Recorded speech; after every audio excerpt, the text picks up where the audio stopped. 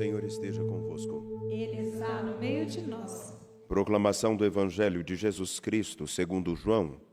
Glória a vós, Senhor.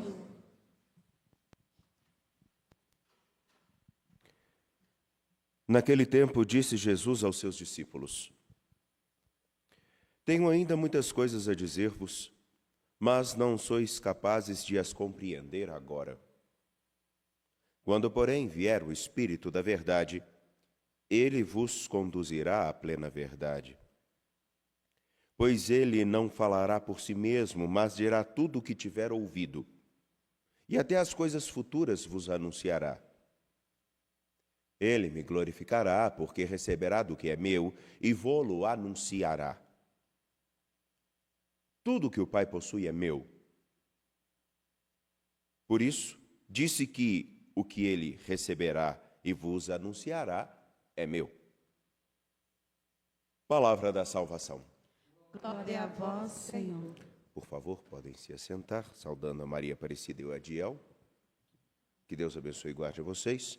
Daqui a 9 anos poderão ter uma festa de arromba preparada pelos filhos, né? Isso aí, falta pouco tempo. E é eles que têm que pagar, viu? Não adianta rir não, é verdade. Não, basta querer. Caríssimos, caríssimas, permitam-me focar no Evangelho, a fim de que também nós entendamos a riqueza daquilo que é apresentado em Atos dos Apóstolos, no capítulo 17, versículos 15, 22 e depois até o 18, capítulo 18, versículo 1. Jesus diz que tem ainda muitas coisas a dizer aos seus discípulos no contexto da ceia. Ele ceia com seus discípulos, já tendo lavado os pés dos discípulos, já tendo deixado o mandamento segundo o Evangelho de São João, que é amai-vos como eu vos amo, amai-vos uns aos outros como eu vos amo. Ele agora diz que tem muitas outras coisas a dizer, entretanto, os discípulos não compreenderiam. É necessário um tempo para que os discípulos possam entender exatamente o que o Senhor lhes ensina e o que o ensino, o que ele passa, o que ele vive com eles, significará pelo resto de suas vidas. Me lembro que ontem tive a oportunidade de lembrar que há determinadas coisas que precisam de um espaço e de um tempo. Só o tempo e só o espaço fará com que nós entendamos a riqueza e a profundidade de determinadas coisas que nós experimentamos. É com o tempo, com a distância do tempo, ou mesmo física, que se entende que determinadas coisas não deveriam ser ditas. É com o tempo, é com a distância, que nós aprendemos e entendemos que não basta simplesmente querermos que alguém atenda às nossas necessidades ou haja como nós queremos. Cada um tem o seu ritmo, o seu processo. É com o tempo que nós entendemos aquilo que nós recebemos lá atrás, o porquê que nós tivemos que passar aquele perrengue de decorar a tabuada. Tá certo que hoje os meninos não sabem nem somar 2 mais 2 e nem a diferença de vós com vos, e muitos deles em escolas particulares. É com o tempo que nós entendemos que não é possível resolver um triângulo de Pascal se não souber somar 2 mais 2.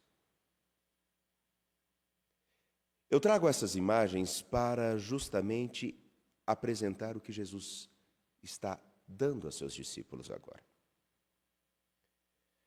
A partir daquilo que nós apreendemos, não só com o intelecto que aprendemos as coisas, mas aquilo passa a fazer parte de nosso viver, de nossa estrutura básica, de tal maneira que quando perguntamos quanto é 2 mais 2 é 4, essa imagem tão simples de uma soma, ela, num grande alicerce existencial, todas as outras coisas do nosso viver também são assim modeladas. Aprendemos a diferença de um tapa para um carinho com o tempo. Aprendemos o efeito de um tapa quando ele lá na frente, relembrado com dor, também nos lembra que a vida nos dá não só um tapa, mas se não tomarmos cuidado, ela nos espanca. E quem duvidar disso, não se preocupe. O tempo resolve. Porque todos nós, com o tempo, descobrimos que não só o mundo dá voltas, mas ele capota, mas que a vida é dura demais para brincarmos com os segundos poucos que temos em nossa existência. O que Jesus diz a seus discípulos é: mais à frente, vocês poderão entender com mais clareza o que lhes ensino. Entretanto, há determinadas coisas e determinadas circunstâncias que no futuro vocês precisarão ensinar, falar, realidades com as quais deverão interagir e precisarão, literalmente, saber como falar, interagir, sem se venderem, se entregarem a quaisquer formas que pareçam boas a princípio, como um carinho, como um pseudo-amor, e, na verdade, sejam sugados pelo interesse de alguém ou pelo individualismo de alguém.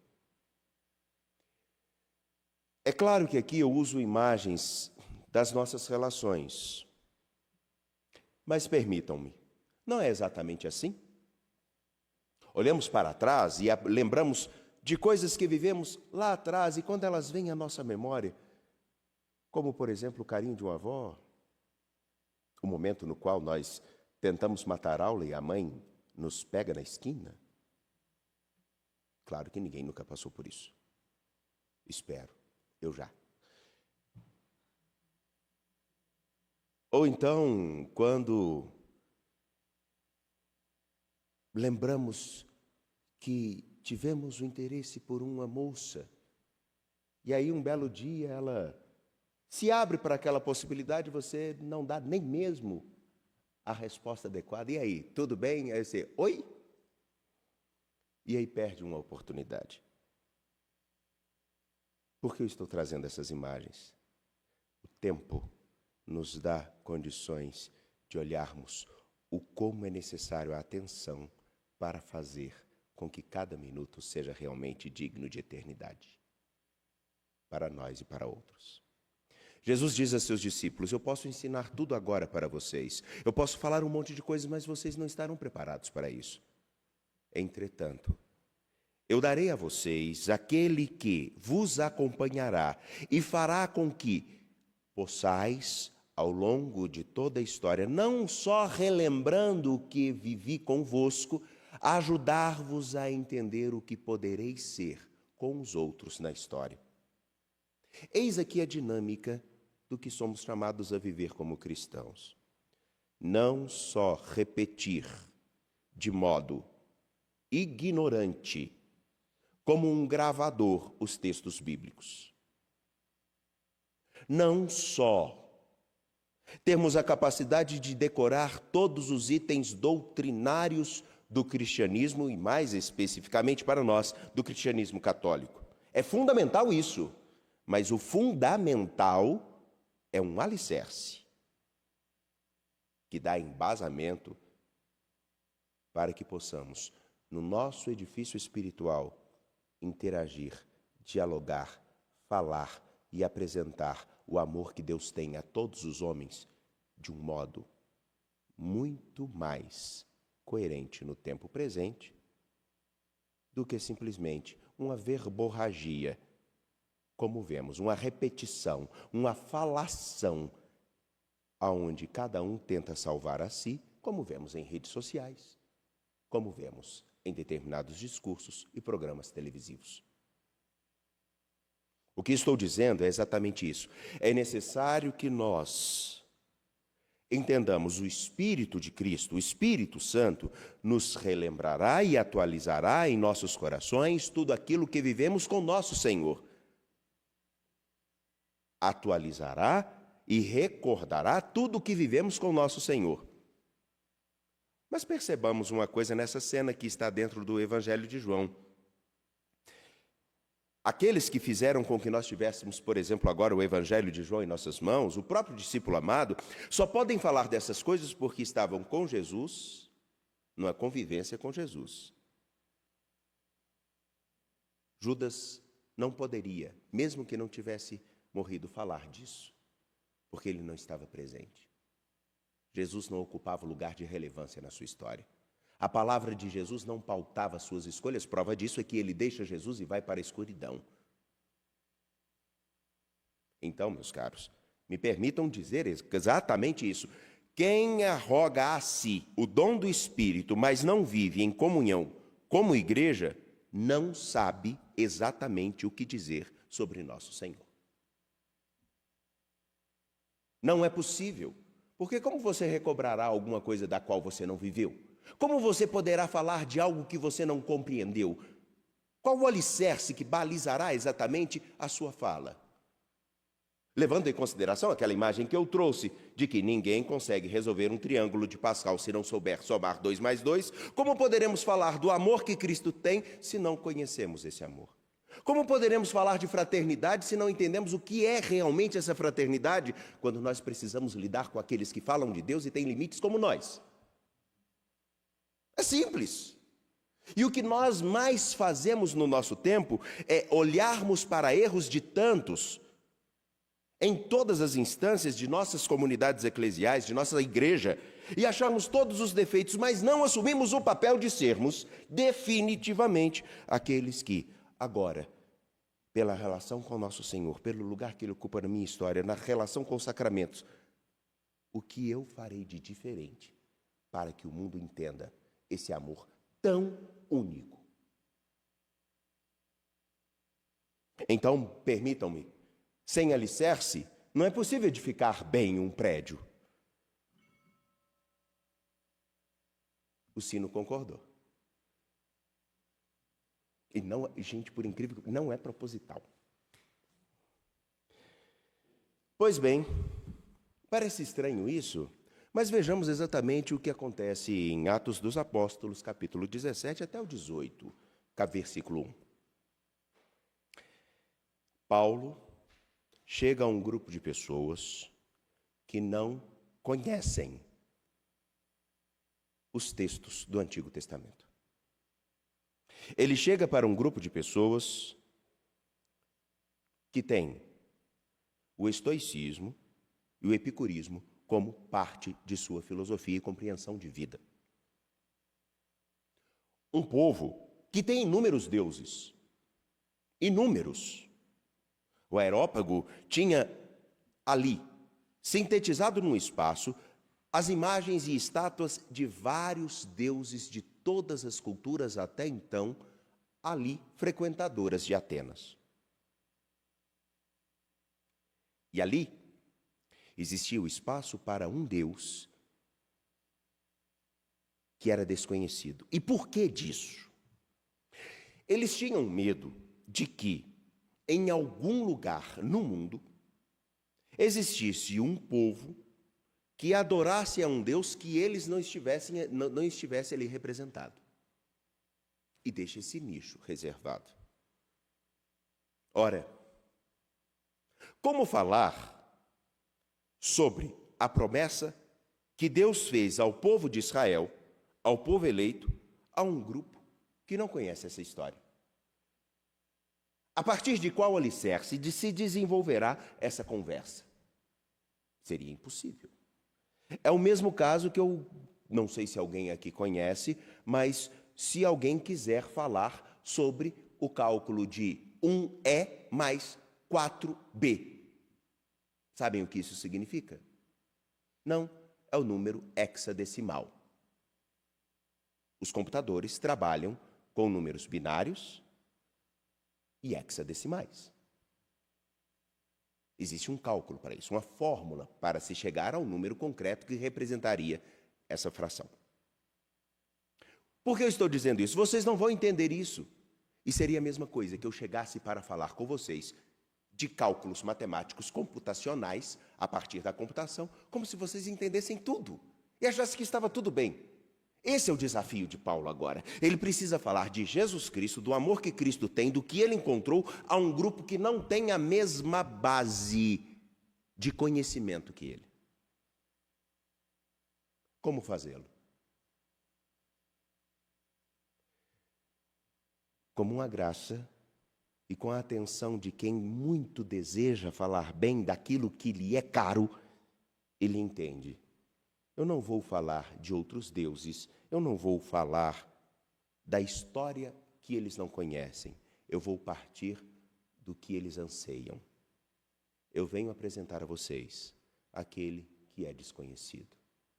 E esse que é desconhecido é Jesus Cristo, que deu a vida por todos, amou-nos até o fim, fez com que minha vida toda se ressignificasse e ressuscitou dos mortos.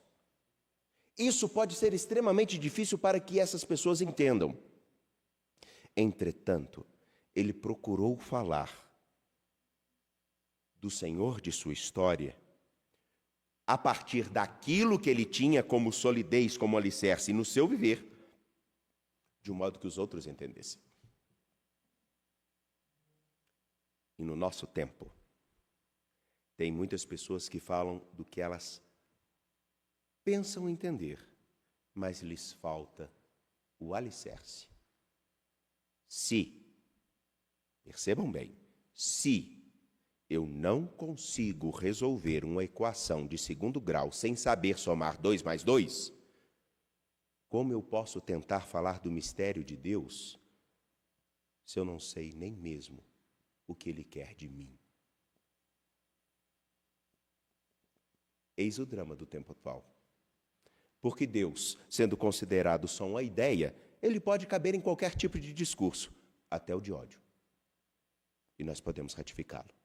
E a culpa não é de nenhuma outra pessoa, senão a minha, que como cristão, e isso eu digo para os cristãos, não procuro entender o que significa, na verdade, seguir a Jesus Cristo.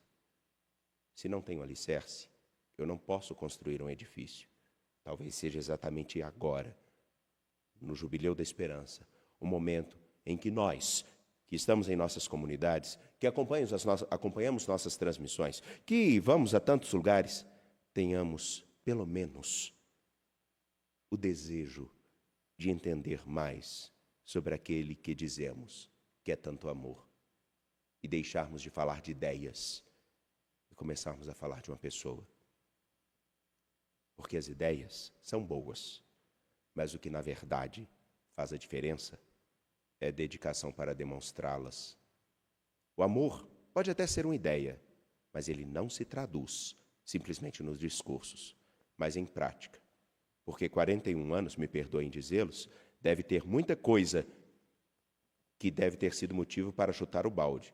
Agora, por que permanecer, se não a importância que a outra pessoa tem na sua história? Isso não se dá em discurso, nem em ideias, mas em atos convictos e concretos de demonstrar o que outro significa. E aí, partindo da mesma premissa, se não sei somar, não sei realizar uma equação de segundo grau, se eu não demonstro amor, eu não posso dizer que amo.